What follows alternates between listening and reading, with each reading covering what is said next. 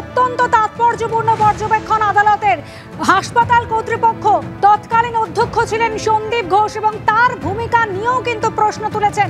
একেবারে ছত্রে ছত্রে কড়া পর্যবেক্ষণ মাননীয় প্রধান বিচারপতির। তিনি এটাও বলছেন বিকেল ৩টের মধ্যে সন্দীপ ঘোষকে বলুন ছুটির আবেদন করে লম্বা ছুটিতে যেতে, না হলে আমরা প্রয়োজনীয় নির্দেশ দেব। এমনই মন্তব্য করেছেন মাননীয় প্রধান বিচারপতি।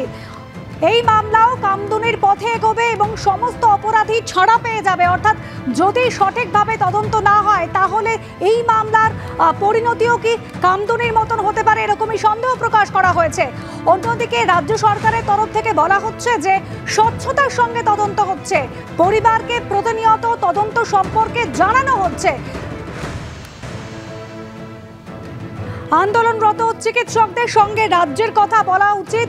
যে নৃশংসতার সঙ্গে এই ঘটনা ঘটেছে তাদের চিকিৎসকদের এই অবস্থানকে অন্যায্য বলা যায় না, তাদেরকেও তো নিজেদের বক্তব্য প্রকাশের জায়গা দিতে হবে, এমন মন্তব্য করেছেন মাননীয় প্রধান বিচারপতি। সৌভিক মজুমদার রয়েছেন আমাদের সঙ্গে। সৌভিক, আরো একবার জানতে চাইবো মাননীয় প্রধান বিচারপতি ঠিক আজ তার পর্যবেক্ষণে কি বলেছেন এখনো পর্যন্ত। দেখো, মাননীয় প্রধান বিচারপতি তার বক্তব্যে যে অংশটা বলেছেন তাকে যদি তুমি একেবারে শ্রেণী বিভাজন করো বা খুব ভালো করে সেটাকে ভাগ করো, তাহলে দুটো অংশে তিনি বলেছেন। প্রথমত, পুলিশের তরফ থেকে যে পদক্ষেপ দেওয়া হয়েছে সেই পদক্ষেপ এবং পরিবারকে প্রাথমিক পর্যায়ে যেভাবে অবগত করা হয়েছিল এই ঘটনা সম্পর্কে, সেটা নিয়ে একটা পর্যবেক্ষণ এবং তার পাশাপাশি সন্দীপ ঘোষকে নিয়ে, অর্থাৎ তৎকালীন যিনি অধ্যক্ষ ছিলেন সন্দীপ ঘোষ, তাকে নিয়ে যে পর্যবেক্ষণ, এই দুটো ভাগেই কিন্তু এই প্রাথমিক পর্যায়ের যে পর্যবেক্ষণ সেটাকে ভাগ করা সম্ভব। প্রথমত, তুমি জানো যে মাননীয় প্রধান বিচারপতির বক্তব্য হচ্ছে যে এই মামলার ক্ষেত্রে যেটা অভিযোগ করা হচ্ছে, যেটা পরিবার অভিযোগ করছেন, সেটাই সব থেকে গুরুত্বপূর্ণ। যে প্রথমে তাদেরকে ফোন করে বলা হয় তাদের মেয়ে অসুস্থ হয়ে পড়েছেন, তারপরে বলা হয় তাদের মেয়ে আত্মহত্যা করেছেন, এবং তারা যখন এই গোটা ঘটনার পরে হাসপাতালে পৌঁছন সেই সময় তাদেরকে সেখানে ৩ ঘন্টা বসিয়ে রাখা হয় এবং ৩ ঘন্টা বসিয়ে রাখার পরে তারপর তাদের দেহ দেখতে দেওয়া হয় এবং দেহ দেখার পরেই তাদের কিন্তু প্রাথমিকভাবেই মনে হয়েছিল যে এই গোটা ঘটনায় কোথাও একটা গন্ডগোল রয়েছে এবং এটা মোটেই আত্মহত্যার ঘটনা নয়। ফলত এই যে অভিযোগগুলো পরিবারের তরফ থেকে করা হচ্ছে, সেই অভিযোগ যদি ঠিক হয়ে থাকে, সেই অভিযোগ যদি সত্য হয়ে থাকে, তাহলে কিন্তু এটা একেবারেই বুঝতে হবে যে প্রশাসন তাদের পাশে নেই। তার কারণ গোটা ঘটনায় ৩ ঘন্টা পরিবারকে অপেক্ষা করতে হলো দেহ দেখবার জন্য।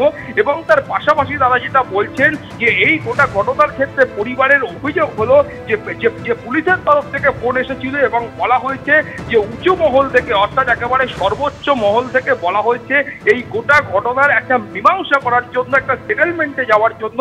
ফলে এই গোটা ঘটনাটা নিয়ে, এই অংশটা নিয়ে মাননীয় প্রধান বিচারপতি উদ্বিগ্ন এবং প্রধান বিচারপতি তার পাশাপাশি তিনি কিন্তু বলছেন যে এই সন্দীপ ঘোষ, তার বিরুদ্ধে অভিযোগ করা হচ্ছে যেটা, সেই অভিযোগ যদি সঠিক হয় তাহলে তিনি অত্যন্ত প্রভাবশালী।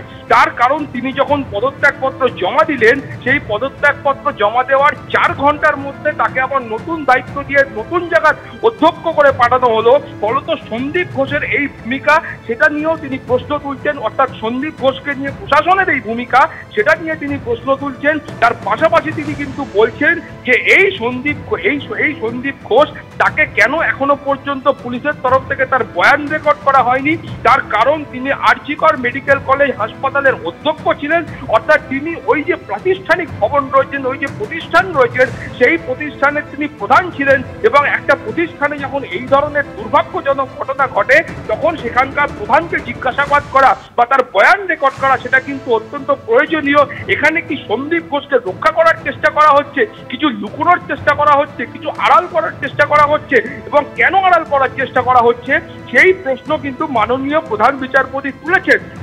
মূলত এই দুটো অংশে তুমি মাননীয় প্রধান বিচারপতির যে পর্যবেক্ষণ, সেটাকে তুমি ভাগ করতে পারো। এবং তৃতীয় যে কথাটা তুমি বলছিলে যে এখানে চিকিৎসকদের যে ভূমিকা, অর্থাৎ যারা আন্দোলনে রয়েছেন, প্রাথমিক পর্যায়ে একজন আইনজীবী বলবার চেষ্টা করেছিলেন যে গোটা হাসপাতালে এই মুহূর্তে এই ধরনের কর্মবিরতি চলছে, ফলত সেখানকার যে পরিবেশ পরিস্থিতি, সেটা কিন্তু রোগীদের অনুকূলে নয়। ফলে সেখানে প্রধান বিচারপতির বক্তব্য হচ্ছে যে একজন সহকর্মীর সঙ্গে, অর্থাৎ চিকিৎসকরা যারা আন্দোলনরত তাদের একজন সহকর্মীর সঙ্গে এই ধরনের একটা নৃশংস বিভৎস ঘটনা ঘটেছে। ফলত তারা তাদের যে বক্তব্য রয়েছে, তাদের যে আবেগ রয়েছে সেটাকে প্রকাশ করার সুযোগ দিতে হবে। ফলত তারা যে অবস্থান নিয়েছে সেই অবস্থানকে কখনোই অন্যায্য অবস্থান বলা যাবে না। এবং তার পাশাপাশি তিনি বলছেন যে প্রশাসনের উচিত, সরকারের উচিত এই ছাত্রদের সঙ্গে, পড়ুয়াদের সঙ্গে, ইন্টার্নদের সঙ্গে আলাপ আলোচনা করা এবং সেখান থেকে সমাধান সূত্র খোঁজা। কোথায় অসুবিধা হচ্ছে, কি নিয়ে অসুবিধা হচ্ছে, কেন এই গোটা প্রক্রিয়াটা নিয়ে চিকিৎসকরা, ইন্টার্নরা, পড়ুয়ারা তারা এই মুহূর্তে ক্ষুব্ধ, সেই বিষয়টা নিয়ে একটা আলাপ আলোচনার প্রয়োজন রয়েছে। এমনটা কিন্তু মাননীয় প্রধান বিচারপতি মনে করছে।